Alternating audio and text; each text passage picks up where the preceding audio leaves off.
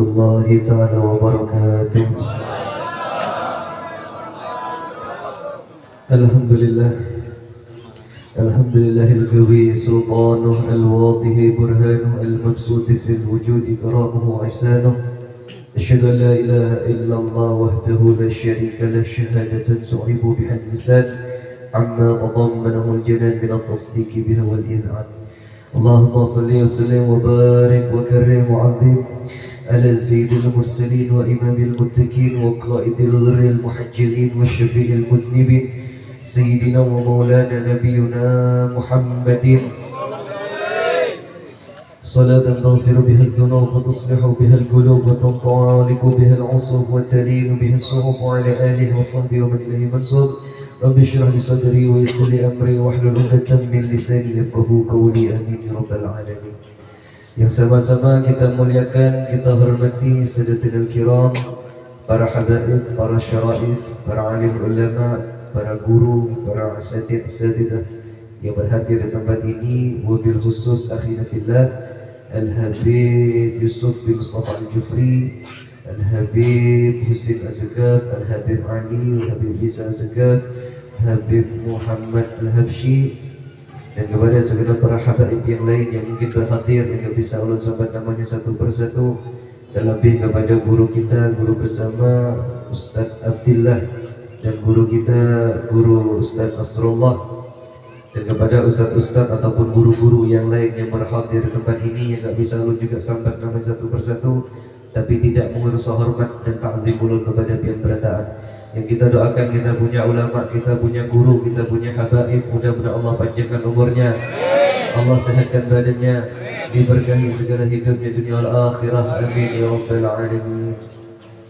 Yang sama-sama kita muliakan, kita hormati segenap daripada jajaran pemerintahan yang berhadir, terlebih Bapak Camat kita, Bapak Zainal Abidin, dan kepada segenap daripada staf ataupun rombongan jajaran dari kepala desa, RW, RT ataupun stafnya, dan terlebih kepada segenap daripada rombongan maulid Ahbabus Syafa'ah daripada bimbingan Al-Habib Husin Al-Zakaf, dan terlebih kepada segenap para jamaah majlis kaum muslimin wal muslimat yang dirahmati oleh Allah Subhanahu wa taala.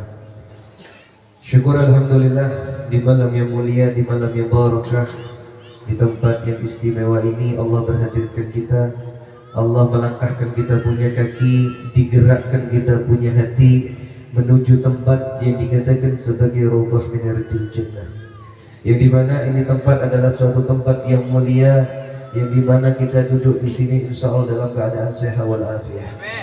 Dan terlebih kita sama-sama memohonkan berkah majelis ini, kita minta pada Allah mudah-mudahan kita tidak keluar dari tempat ini kecuali semua dosa kita diampuni oleh Allah, segala hajat kita dikabulkan oleh Allah, segala urusan kita dipermudah oleh Allah.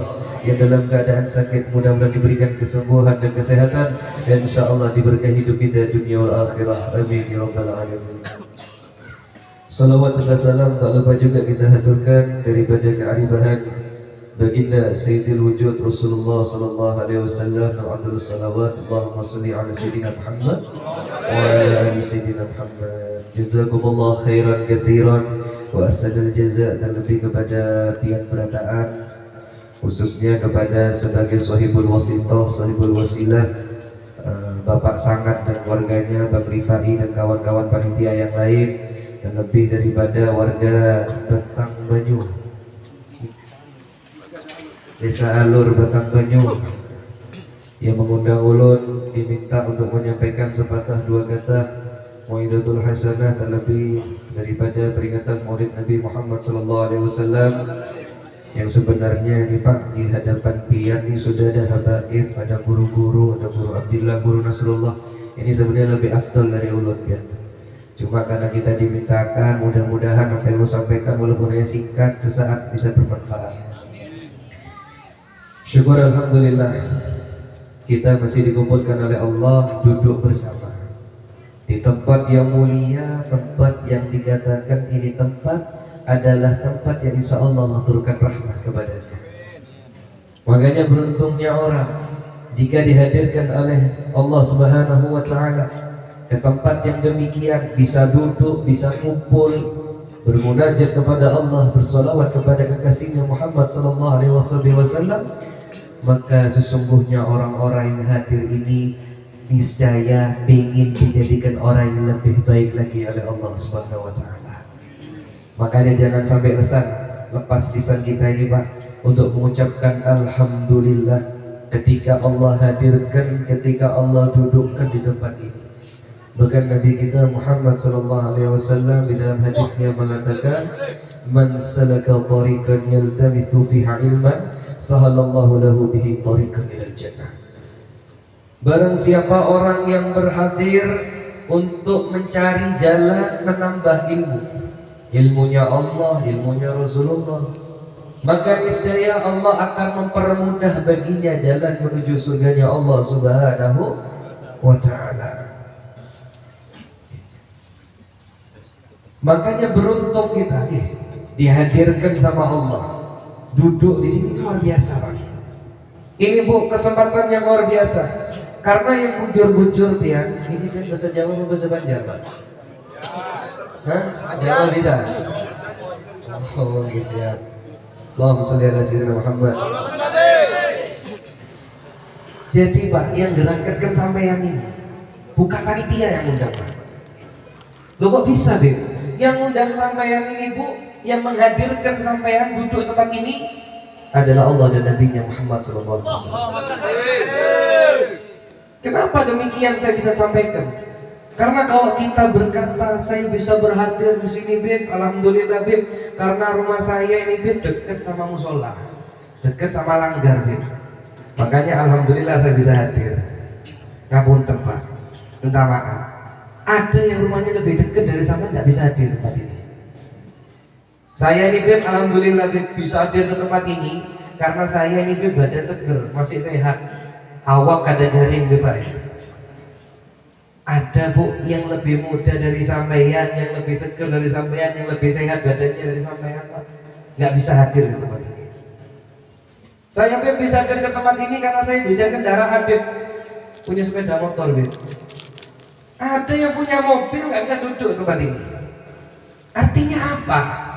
Bukan menjadikan hal ini menjadikan dalam diri kita kesombongan, rasa takjub, rasa takabur, rasa ujub dalam diri kita, tapi menjadikan bahwasanya lisan kita ini jangan sampai lepas untuk mengucapkan syukur kepada Allah Subhanahu wa taala dan mengucapkan alhamdulillah kita telah dihadirkan tempat ini oleh Allah Subhanahu wa taala yang insyaallah menjadikan sebab kita diberkahi hidup dunia wal akhirah. Amin ya rabbal alamin.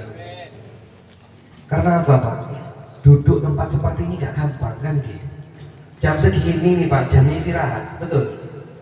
Jam segini nih Bu, jamnya lihat TV kan Sampai yang sering lihat dangdut, bapak-bapak saya ngasih jagongan, main remi, gaplek. Jam segini paling enak Pak. Makanya hati kita ini kadang dimaju mundurkan, dibolak-balikkan hati kita, digoda sama setan ketika orang mau hadir tempat seperti ini. Kenapa demikian hadir? Karena dikatakan oleh ulama bahwasanya orang yang hadir tempat seperti ini pahalanya pasti diberikan sama Allah SWT. Berkah rahmat turun dari Allah SWT. Hidayah insya Allah turunkan di tempat kita malam ini. Karena apa? Ini suatu tempat yang mulia, duduk perkumpulan mulia, memperingati makhluk yang paling mulia Nabi kita Muhammad SAW. Bayangkan berapa besar kemuliaan yang Allah turunkan di tempat ini. Makanya ketika sampai tadi mau berangkat Bu, godaannya luar biasa kan gitu. Sampean tadi tak mungkin saya cerita di Jawa, saya cerita Jawa tempat saya Pak. Itu kadang kalau saya tanya nih, Pak sampean apa kok berangkat maulid? Beb, daripada aja Beb, di rumah saya nganggur juga, di rumah gak ada gawean Bang, makanya saya berangkat ke majelis Beb. Kadang saya pernah tanya sama orang, Pak kenapa sampai datang ke majelis? Saya ini Beb, tulakan ini Beb kayak apa Beb lah. Kalau saya nggak tulak Beb, nanti diomongi sama tetangga. Nanti saya jadi bahan bulian tetangga Beb. Jadi saya nggak enak sama orang-orang, apalagi nggak enak sama panitia Beb, saya berangkat ke maulid. Ada kadang orang ditanya sama saya, kenapa saya berangkat maulid Pak? Kayak apa Beb lah, kalau acara maulid nih Beb, biasanya makanannya enak-enak. Saya motong kambing, motong sapi kan gitu. motong ayam, pokoknya semua dipotong sudah. Makanya saya nyari makanan, Beb, ya lumayan deh, lebih hemat di rumah, nggak perlu masak. Ada lagi yang datang ke tempat ini, saya pernah tanya, subhanallah jawabannya Pak, kenapa saya berangkat maulid? Alhamdulillah Beb, kalau maulid nih Beb, orang datang nih bawa sandal bagus-bagus Beb, jadi dapat hurupan sandalnya lumayan Beb. Bayangkan sampean, dengan berbagai macam niat orang datang ke tempat ini. Bahkan dikatakan oleh seorang alim bahwasanya ketika orang datang ke tempat ini, mohon maaf, niatnya untuk tidur. Datang niat untuk tidur, bayangkan sampean. Dapat 14 keutamaan, dapat 14 fadilah dari Allah Subhanahu wa taala. Makanya kalau ada majelis lagi sampean bawa kasur, bawa spray, bawa selimut, bawa bantal Ustaz. Tidur-tiduran guys. Artinya apa? Bayangkan sampean, kita telah pelan-pelan. Orang yang datang niatnya dengan berbagai macam, mohon maaf, kadang niat bukan untuk nyari ilmu, niat kadang nyari berkatan, nyari ini, nyari itu, kadang daripada aja dalirnya. Bahkan niatnya datang untuk tidur, tetap dihitung pahala oleh Allah Subhanahu wa taala. Tetap dapat berkah, dapat rahmat dari Allah Subhanahu wa taala. Lalu bagaimana dengan orang yang hadir di tempat ini, niatnya nyari pahala, niatnya nyari barokah, niatnya nyari rahmatnya Allah, niatnya nyari ridhonya Allah, niatnya untuk mencari cintanya Nabi kita Muhammad Sallallahu Alaihi Wasallam. Maka dari itu Pak, diingatkan sama ulama ya, sebagai ilmu buat kita, termasuk untuk diri saya pribadi, sebelum sampai yang tulak ini Pak ya. Sebelum tulak, ada kiat-kiat dari ulama. Apa itu Beb? Di antaranya, yang pertama, yang paling banyak orang nggak lakukan, yaitu diusahakan kalau hadir ke tempat ini berwudhu dulu Pak. Batal wudhu lagi, batal wudhu lagi. Kenapa? Supaya menghindari ataupun membentengi dari setan-setan yang goda kita ketika kita duduk di majelis. Oke Bu, jaga wudhu Bu, jangan sayang sama make up. Nah, sudah make up Beb, emang Beb belum nanti Beb. Itu setan goda kita luar biasa Pak. Yang saya mau ngapunten, sampai kalau duduk di tempat ini, sampai duduk sekarang ini, bawaannya gelisah Pak. Sing duduknya mohon maaf, mungkin yang rematiknya kambuh, masa murat naik, sing kaki geringgingen, sing macam-macam wes. Kadang kaki miring kanan, nggak enak, miring kiri nggak enak, kaki diselonjorakan, katanya menjual. Oh, nggak enak sudah, berdiri salah, duduk salah, nggak enak pokoknya. Bawaannya ngantuk, capek kan gitu. Bahkan subhanallah Pak, saya ini sering melihat Pak, duduk di majelis, belum ceramah, ada seorang habib atau guru diundang, saya jadi seorang hadirin juga, saya yang datang di sana, saya kadang melihat di bawah ini Pak, ataupun di tempat jamaah yang hadir ini, baru salam. Wis ora sing ngene Pak. Nah, baru salam, belum ini ceramah, masih ini belum, baru salam.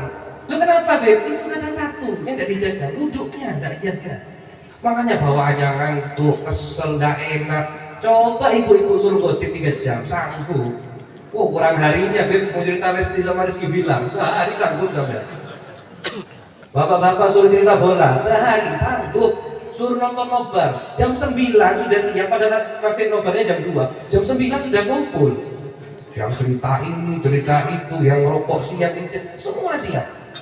Coba giliran majelis, baru 15 menit hati sudah gelisah. Gak tenang, duduk, gak enak, pokoknya gak enak, sudah ingin pulang. Yang paling parah Pak, cepat ngantuk, kan gitu. Orang dari majelis cepat ngantuk, coba suruh dangdutan, coba orkesan. Kurang harinya, Beb, 3 hari kita siap Beb, kan gitu. Tapi saya cerita itu di Jawa Pak. Kalau orang Batam Bandung enggak, orangnya Masya Allah semua. Artinya apa? Beruntungnya kita ketika dihadirkan sama Allah ke tempat ini, terutama niatkan dalam hati kita Pak, niatkan sampai kapan niat mulai sekarang. Paling enggak kalau mau hadir ya Allah, jadikan sebab ya Allah. Setiap saya melangkah menuju tempat kebaikan, terutama majelis ini, terutama dalam ibadah ulun ya Allah, menjadikan sebab sampai yang semakin ridho sama saya ya Allah, dan Nabi Muhammad semakin cinta, dan saya dicintai oleh Rasulullah Sallallahu Alaihi Wasallam. Paling kada niatnya seperti itu, insya Allah bisa menjadikan sebab hidup kita berkah dunia dan akhirat. Amin ya Rabbal alamin. Allahumma sholli ala sayyidina Muhammad. Ya apa Bu, wis ngantuk sampean? Belum. Sampean ngantuk Pak? Ndak lek ngantuk enggak apa-apa, selesai sudah wis nggih. Allahumma sholli ala sayyidina Muhammad.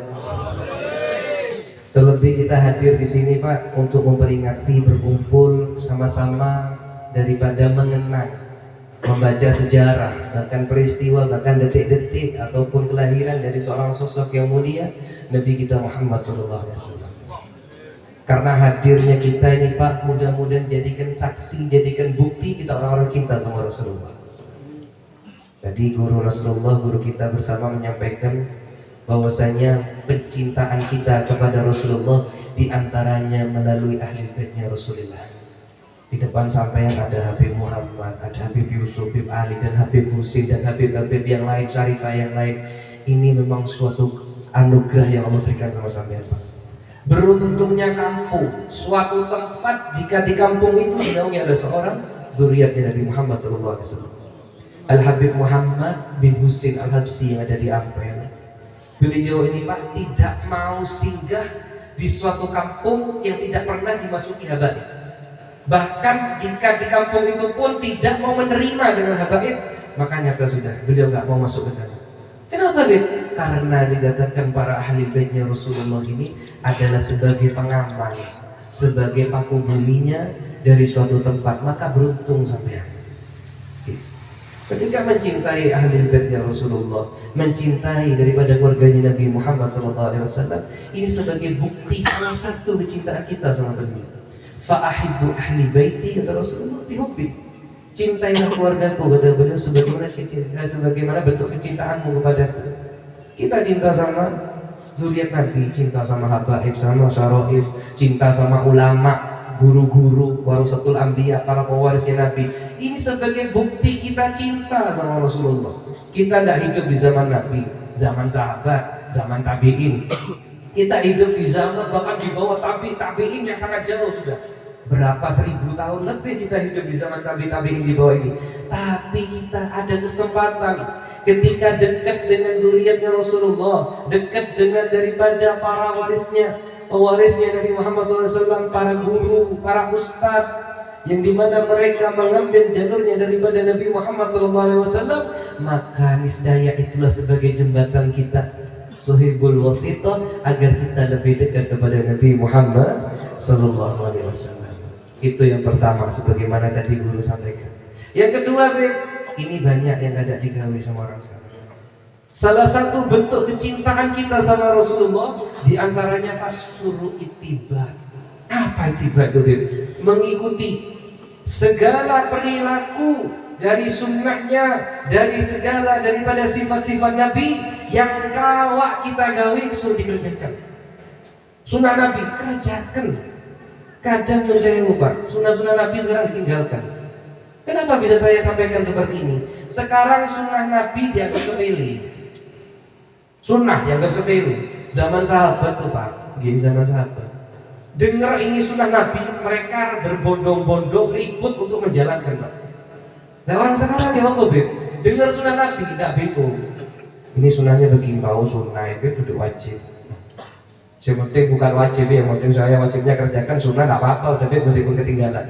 Kadang orang sekarang seperti itu. Sahabat ini rebutan untuk kerjakan sunnah Pak. Sunnahnya nggak usah yang berat-berat sampean. Yang sholat sekian rakaat, yang puasa sekian banyak, jangan, yang gampang dulu. Apa Beb? Masuk rumah ucap salam. Ini banyak orang yang ninggalkan. Masuk rumah ucap salam, banyak orang ninggalkan zaman sekarang. Loh Beb, kan rumah ulun sendiri Beb, walaupun rumah sampean. Masuk ke masjid, masuk ke langgar kaki kanan, keluar kaki kiri, banyak yang tak menghiraukan. Mau masuk kamar mandi kaki kiri, keluar kaki kanan. Loh Beb, kenapa kaki kiri dulu kok tidak kaki kanan? Sampean Pak, mau masuk kamar mandi kaki kanan dulu nih masuk. Atau sampai usal tuh dulu masuk kamar mandi, nggak apa-apa.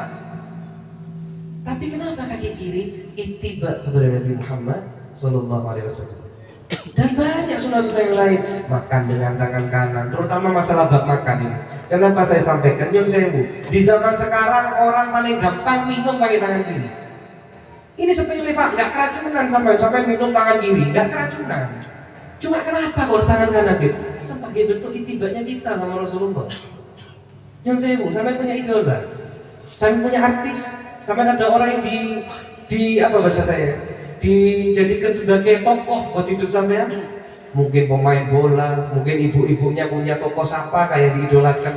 Kita nih Pak, saking cintanya sama idola kita, mungkin pemain bola sudah sampai yang tukar jersinya, sepatunya ditukar, potongan rambut ditiru, seberatakan ditiru, bahkan selebrasi golnya pun ditiru, saking cintanya sama pemain bola.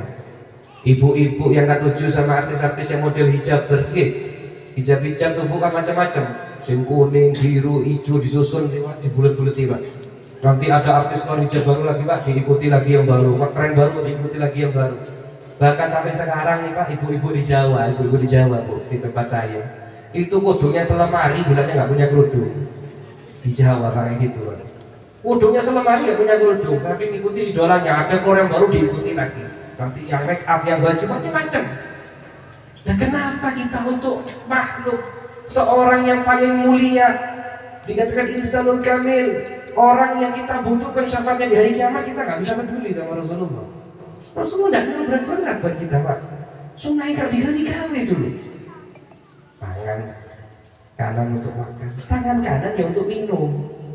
Nanti makan tangan kanan, minum tangan kiri, ini biasa sekarang. Tontonannya nggak suatu yang wah sudah. Hampir merata orang minum pakai tangan kiri itu banyak sekarang.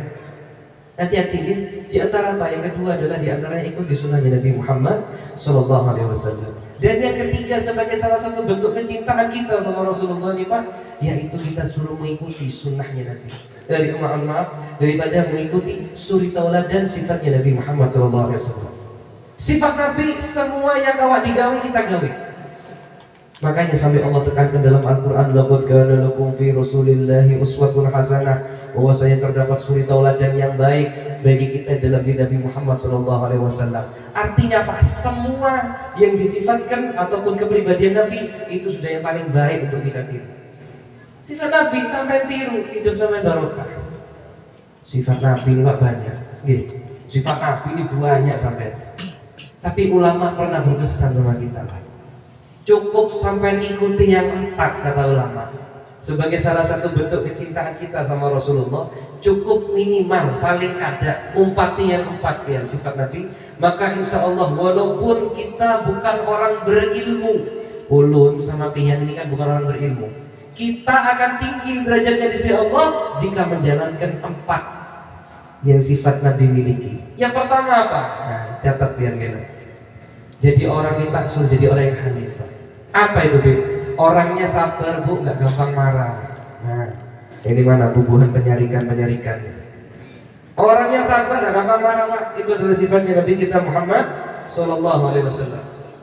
Nabi ini Bu, yang saya Bu, orangnya paling sabar, nggak gampang emosi. Itu Nabi kita Muhammad SAW.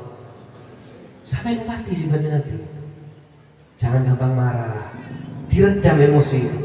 Nabi ini Pak, Nabi ini ketika beliau berdakwah pernah ngirim surat ke kerajaan Persia. Di surat perjanjian tadi itu Nabi menulis ibaratnya ini, yang bertanda tangan di bawah ini Muhammad bin Abdullah Rasulullah SAW. Dikirim kepada Raja Persia, dibaca sama Raja Persia. Ada gelar Rasul di sana yang disambatkan di kertas perjanjian. Manggil pengawal ini yang sampai. Ada nonton ya, bilang sama Rasulullah. Kalau buat surat perjanjian, gelar sudah disambatkan dalam surat perjanjian. Suruh buang, cukup tulis Muhammad bin Abdullah sudah. Disampaikan sama pengawal Pak. Datang ke kota, ketemu Rasulullah. Ya Rasulullah, kata Raja Persia, jenengan kalau mau diterima, ini dakwahnya pian, suruh menghapus tulisan Rasulullah di pian. Maka kainak disetujui surat perjanjian pian. Sayyidina Ali bin Abi Thalib yang ada di hingga Rasulullah berdiri dia Pak, menghunuskan pedang kepada pengawal. Berkata Sayyidina Ali, wahai pengawal jangan kurang ajar pian. Ini Rasulullah, ini Nabi kita. Kok bisa-bisanya pian menyambat seperti itu? Apa kata pengawal? Wahai Sayyidina Ali, ulun ini cuma pesuruh, ulun cuma hadam, ulun cuma pengawal disuruh nyampaikan ini sama Rasulullah. Apa yang Rasulullah lakukan Pak? Ya Ali, duduk itu. Gak usah marah, duduk. Taruh pedangnya, duduk. Bertanya Rasulullah, ya Ali, mana yang tulisannya Rasulullah? Sidin Umi Pak, gak bisa baca. Ditunjukkan sama Sidin Ali, ini Rasulullah. Diambil ludah Sidin Pak, digosok. Gak marah beliau ini. Lah kalau kita ya apa bebolo, kalau kita lain Pak. Apalagi saya cerita di tempat saya kita di Probolinggo Pak. Di Probolinggo ini Pak ada penyakit sama. Penyakitnya apa Beb? Sebelum ada corona itu sudah ada mulai dulu. Penyakitnya itu cukup satu dan sampai sekarang tetap ada. Ketika orang ditakdirkan sama Allah berangkat haji, pulang dari naik haji, gak disambat Pak Haji sama Bu Haji, saripnya luar biasa. Di jalan. Nah, kalau orang Batang Banyu ini insya Allah paham semua. Sampai undangan Pak, undangan saruan. Ndak ditulis haji fulan, haji fulan. Ndak kira toko saruan Pak. Ndak mungkin tulak saruan Bu. Kada disebutkan haji atau hajahnya. Ndak mungkin tulak sudah.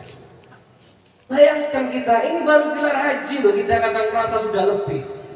Kita marah kalau nggak disampaikan nama hajinya. Nabi Pak, gelar Rasul, gelar Nabi.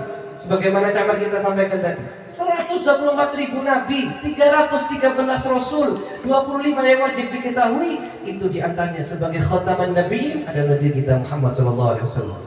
Penutup sudah selesai. Beliau disambat Rasulnya sudah hapus, ya marah. Lah kita kadang haji dan sama Pak Haji, Allah dipendeliwo, gak disapa, nanti inilah disariki lah macam-macam. Jangan, gak ada apa-apanya kita sama Rasulullah. Dan hal ini Pak berturut-turut diikuti sama sahabat. Diikuti terutama pernah ada satu riwayat diantaranya Imam Ali Zainal Abidin As-Sajjad, yang dimana beliau ini adalah putra daripada Imam Husain. Sebagaimana tadi Guru Rasulullah sampaikan, putra dari Imam Husain, putra Ali ibn Abi Thalib, putra daripada Fatimah Az-Zahra ibnatul Rasul sallallahu alaihi wasallam. Imam Ali As-Sajjad nih Pak, orang paling ketujuh duduk di masjid, duduk untuk bermunajat kepada Allah. Bahkan digelai Ali sujud Pak, saking ketujuhnya untuk beribadah.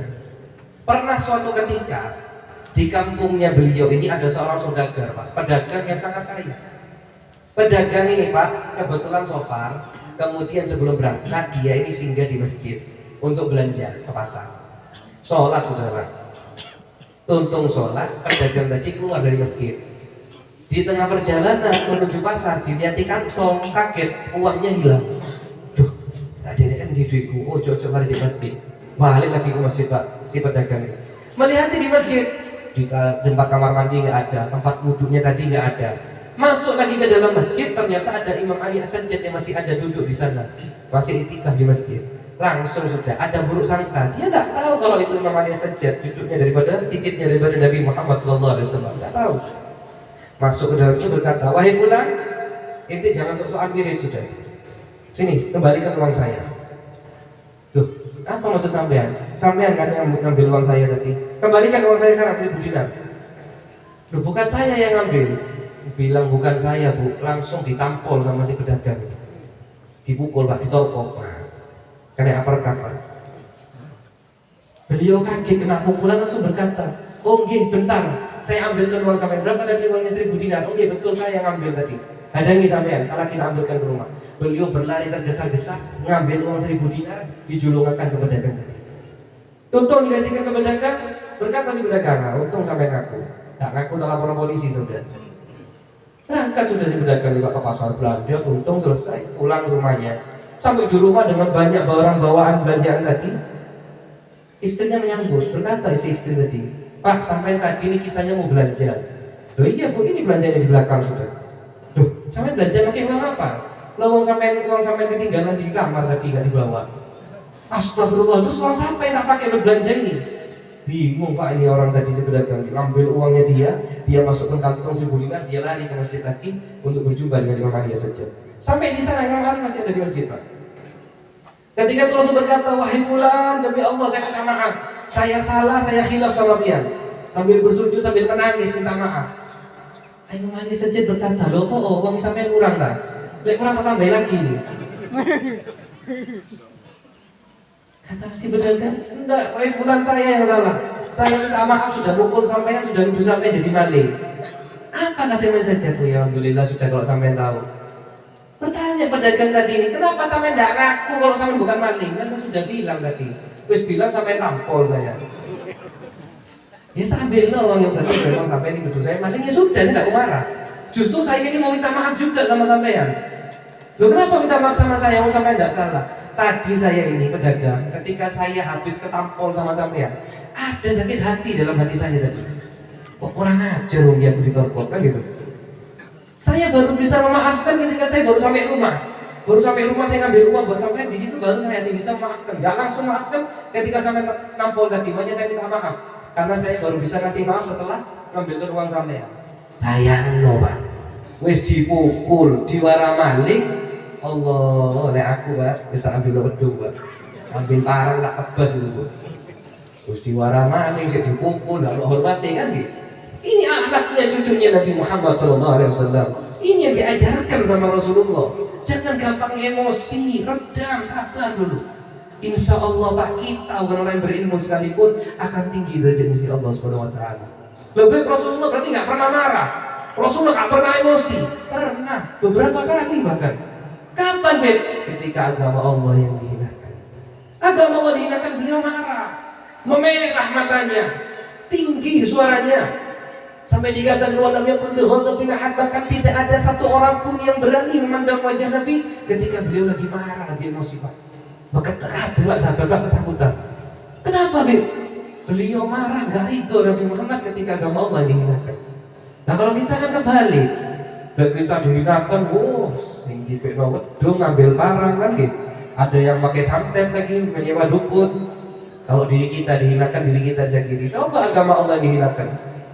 Diam, berataan, begini aja sudah, gak usah bukan bubuhan kita dua yang ahli begini ini, kayaknya ada aja bubuhannya yang membela agama Allah. Agama Allah dihinakan kita diem, naruh story di WA takut, naruh di Facebook takut. Nah enak Beb, kena ciduk Beb.